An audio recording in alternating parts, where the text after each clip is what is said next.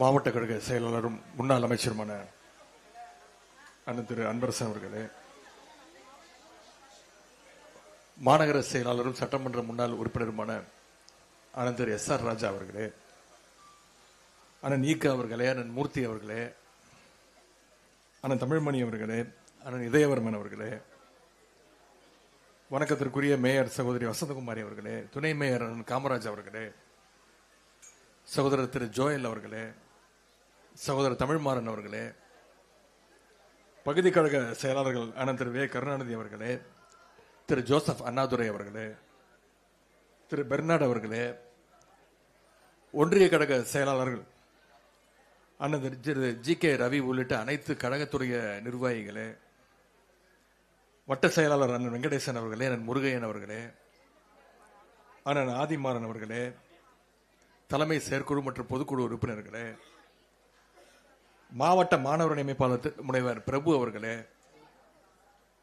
மாநகர இளைஞர் அமைப்பாளர் சகோதரர் சத்யபிரபு அவர்களே, துணை அமைப்பாளர் சகோதரர் தினேஷ் அவர்களே, மாநகர மாணவர் அணி துணை அமைப்பாளர் சகோதரர் இளவரசு அவர்களே, பகுதி இளைஞரணி அமைப்பாளர்கள் சகோதரர் சரத் அவர்களே, சகோதரர் டில்லி அவர்களே, சாகுல் அமீத் அவர்களே, கழகத்துடைய அனைத்து அணிகளுடைய நிர்வாகிகளே, கழகத்துடைய மூத்த முன்னோடிகளே, மணமக்களுடைய பெற்றோர்களே, உற்றார் உறவினர்களே, முத்தமிழர் கலைஞருடைய உயிரினும் மேலான அன்பு உடன்பிறப்புகளே, அத்தனை பேருக்கும் முதற்க என்னுடைய வணக்கத்தை தெரிவித்துக் கொள்கின்றேன்.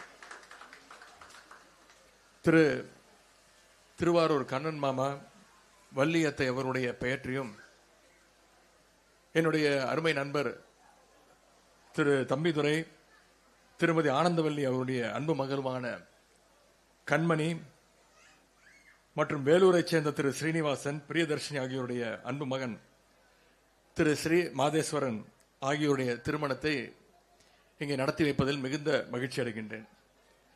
திருமண வாழ்க்கையில் அடியெடுத்து வைக்கக்கூடிய மணமக்களுக்கு முதல்ல அத்தனை பேர் சார்பாக எங்களுடைய வாழ்த்துக்களையும் நான் தெரிவித்துக் கொள்கின்றேன்.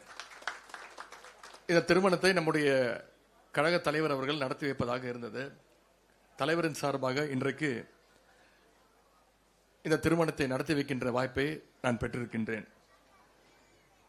நானும் இந்த திருமணம் எங்களுடைய இல்ல திருமணம், இன்னும் பெருமையா சொல்லணும்னா கலைஞருடைய குடும்ப திருமணம் அப்படிங்கிற உரிமையோடு அன்போடு இங்கே நான் கலந்து கொள்ள வந்திருக்கின்றேன். முத்தமிழர் கலைஞருடைய குடும்பத்திற்கும் நம்முடைய கண்ணன் மாமாவுடைய குடும்பத்திற்குமான பந்தம் இன்றைக்கு நேற்றைக்கு உருவான பந்தம் கிடையாது. இது திருக்குவளையில உருவாகிய பந்தம். திருக்குவளையில கலைஞருடைய வீட்டு பக்கத்து வீட்டில் தான் கண்ணன் மாமாவுடைய அப்பா மறைந்த பெரியவர் திரு சண்முகம் தாத்தா அவர்கள் இருந்தார்கள். அவருடைய வீடு அங்கதான் இருந்துச்சு.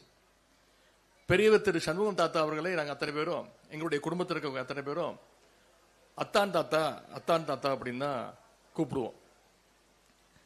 அவருக்கு என்ன காரணம்னா, கலைஞர் அவர்களுக்கு அவர் அத்தான் முறை. கலைஞர் அவர்கள் அவரை அத்தான் அத்தான் என்றுதான் பாசத்தோடு அழைப்பார்கள்.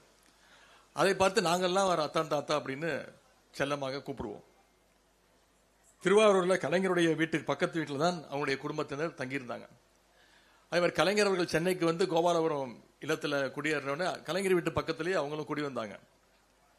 இந்த திருமணத்திற்கு வந்த பிறகு மணமேடையில் இருக்கவங்கலாம் பார்த்த பிறகு எனக்கு பழைய நினைவுகள்லாம் என்னுடைய ஞாபகத்துக்கு வந்தது. நான் குழந்தையா இருக்கும்பொழுது கோபாலபுரத்தில் கலைஞர் வீட்டில் இருந்ததை விட நம்முடைய அத்தான் தாத்தா வீட்டில் இருந்தது தான் அதிகம். அங்கதான் நான் வளர்ந்தேன். இன்னும் சொல்ல போனா நம்முடைய அத்தான் தாத்தா அவர்கள், கண்ணன் மாமா, வள்ளியத்தை அவர்கள் தான் என்னையும் என்னுடைய சகோதரிகள் அவங்களெல்லாம் தூக்கி வளர்த்தது. கலைஞர் குடும்பத்தில் இருக்கிற என்னுடைய வயசை ஒத்திருக்கவங்கெல்லாம் தூக்கி வளர்த்தது அவங்க தான். மணப்பெண்ணுடைய தந்தை அருமை நண்பர் திரு தம்பிதுரை, அவருடைய சகோதரர் திரு வளவன், நான், எங்க வீட்டில் இருக்கக்கூடிய என்னுடைய சகோதரர்கள் சகோதரிகள்லாம் ஒன்னா வளர்ந்தவங்க. ஒன்னா சாப்பிடுவோம். அங்க இருக்கக்கூடிய தெருக்கல்ல கோபாலபுரத்தில் ஒன்னா விளையாண்டுருக்கிறோம், கிரிக்கெட் விளையாண்டுருக்கிறோம். அவங்க வீட்டில் எந்த நிகழ்ச்சியாக இருந்தாலும் கலைஞர் குடும்பம் முதல்ல அங்க வந்து நிற்கும். அதே மாதிரி கலைஞர் அவர்களும் தயாளு பாட்டியும் முன்ன நின்று அவங்க இல்ல நிகழ்ச்சிகள் அத்தனை நிகழ்ச்சிகளையும் நடத்தி வச்சிருக்கிறாங்க.